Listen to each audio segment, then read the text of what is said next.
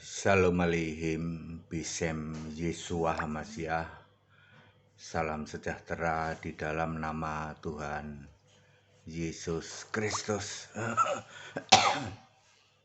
Assalamualaikum warahmatullahi Isa Al-Masih. Saya Pendeta Henry Tandianta MBS. Kita Indonesia, kita Pancasila, toleransi harus, keberagaman wajib disyukuri, bersahabat dengan beda iman itu bisa. Tetapi saya akan menjelaskan, saya akan menjawab pertanyaan dari teman-teman saya di luar Kristen. Begini saja ya, saya kasih judul begini. Jangan menghakimi kitabmu palsu. Ayo introspeksi diri. Ya, jangan menghakimi kitabmu palsu. Ayo kita introspeksi diri ya. Baik, Bapak Ibu Saudara, memang ada kelompok-kelompok tertentu. Ya, dari Kristen sama, dari luar Kristen juga sama, dari Kristen juga sama. Kerjaannya selalu ngomong, itu kitabmu palsu.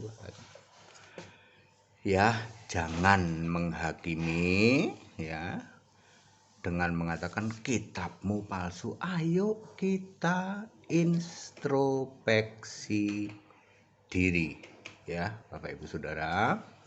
Ya, saya akan menjawab memakai ayat Alkitab.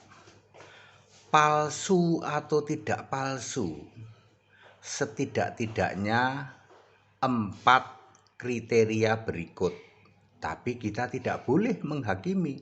Punyamu yang palsu ya, nggak boleh. Kita cukup menyatakan memakai ayat-ayat kitab kita.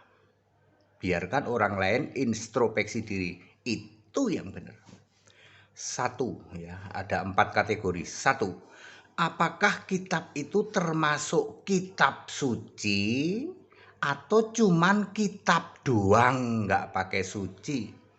Percuma Anda begitu menggelegar mengatakan kitabmu palsu. Mbok introspeksi diri, kitabmu sendiri pakai suci atau tidak?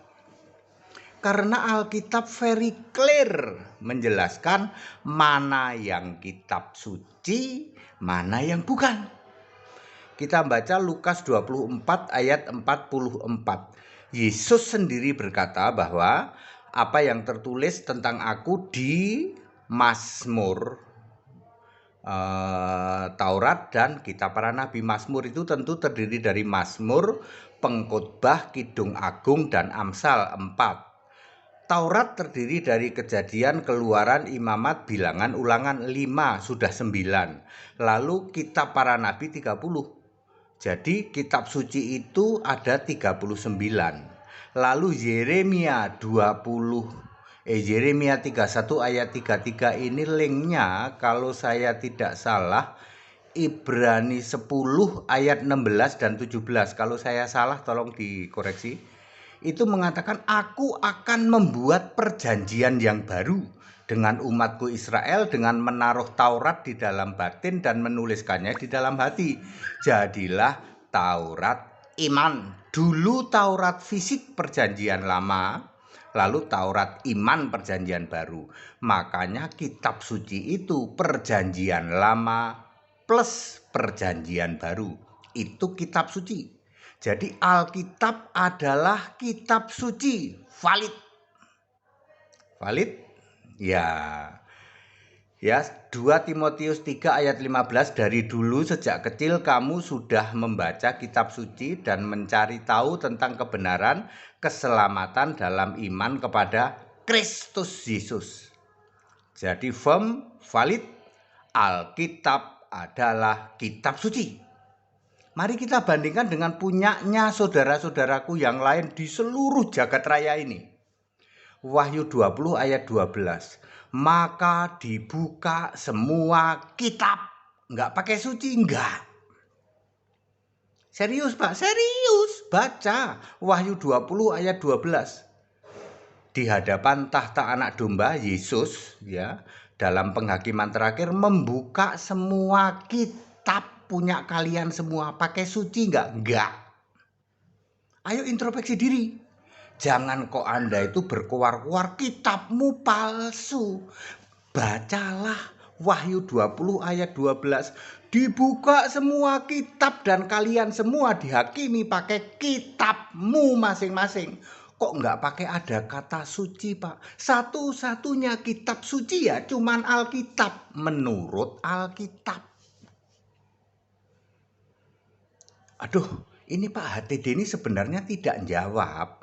Tapi kok yang kena sasaran kok. HTD itu kayak gitu, jawab pakai Alkitab tanpa tunjuk hidung mereka semua, tapi mereka semua jadi sasaran. Pak itu kan sama saja nancep ke kami Pak, ya silahkan introspeksi diri. Satu-satunya kitab suci di seluruh jagat raya ini cuman Alkitab. Kami nggak pernah koar-koar, punyamu palsu nggak boleh. Sesama keyakinan kita itu saling menghargai, saling menghormati. Tapi ayat Alkitab mengatakan satu-satunya kitab suci itu Alkitab. Jadi nomor 1, cek dulu kitabmu itu termasuk kitab suci atau cuman kitab doang, nggak pakai suci. Nomor 2, dilihat bahasanya. Abraham, Ishak, Yakub, Daud, dan banyak nabi lain.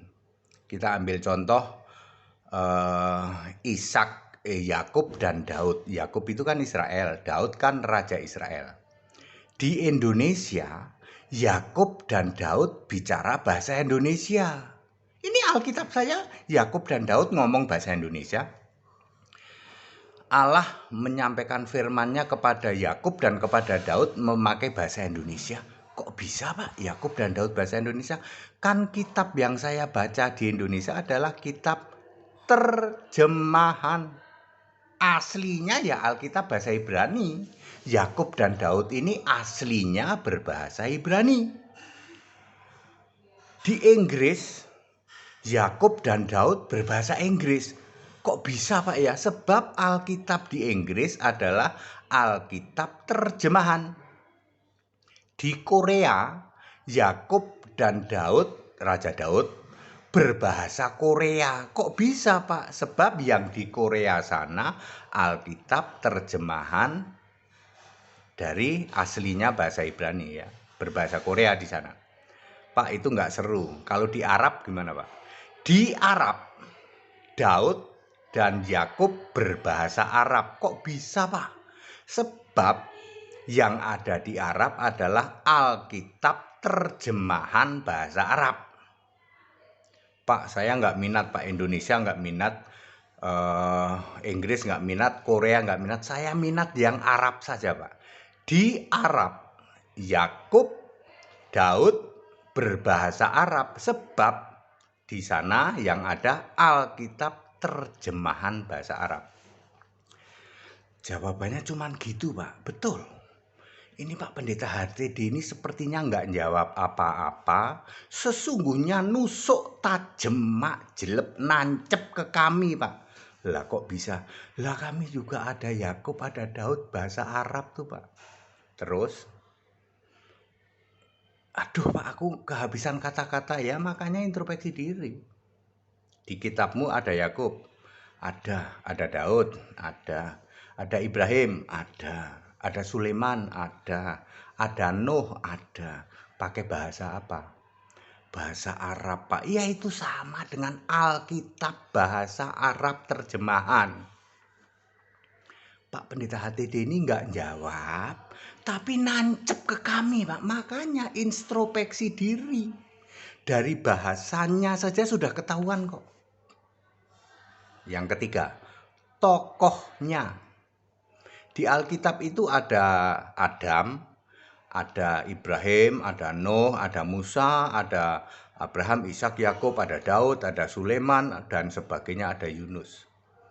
Emangnya Allah bukan maha kuasa? Kok sampai nama-nama tokoh di Alkitab masih juga dicatat di kitab di luar Alkitab. Lucu, paling lucu itu ya kayak gitu. Abraham, Ishak, Yakub jelas tokoh-tokoh Alkitab. Adam, Nuh jelas ada di Alkitab. Duluan mana Pak? Duluan Alkitab. Ya perjanjian lama dan perjanjian baru itulah kitab sucinya orang Kristen. Di situ ada Abraham, Ishak, Yakub, Daud. Emangnya Allah itu tidak maha kuasa?